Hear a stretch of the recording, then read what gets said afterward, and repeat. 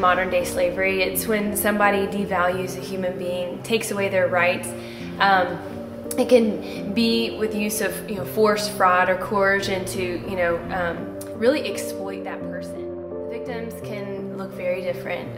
In Atlanta, a lot of the victims are runaways. They come from a very bad time. Traffickers really look to just prey on where they're really vulnerable, and they exploit them. They can find them on MARTA, they can find them coming off a bus, they can find them just walking from school. Clients can be anybody. They could be, it's sad to say, but they can be a brother, they can be an uncle, they can be somebody that comes from a church.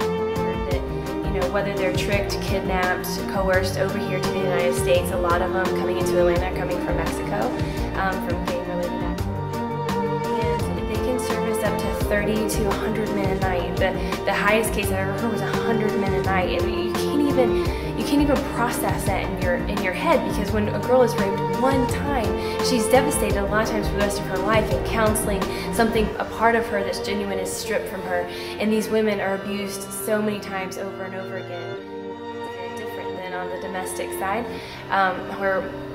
where girls are running away from something and they get trapped by a pimp, and a pimp will take them in, and they too have a quota. They're generally on the street until they finish that quota. John doesn't pay them. A lot of times they get beat. It's a lot of psychological oppression. And the case that really bothered me just probably a year ago was the girl that was trapped in the dog cage. And it's just that, and that just happened right around the corner here in Atlanta. And it was just such a horrific scene, but it's this overwhelming amount of control that the pimp wants to put over the girl, is treating them as literally as a dog, as they're not valued as a human being, that they're valued as something that makes money. Prostitute, someone who's been prostituted on the street is generally, they say, like 7 years because of drugs, alcohol abuse, AIDS, you name it.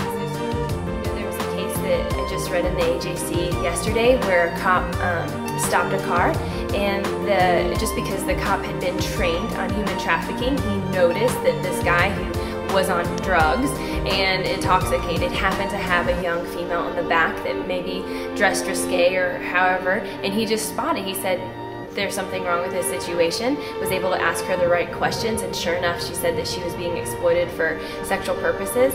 And so I think that is a huge thing, is just continuing to train law enforcement.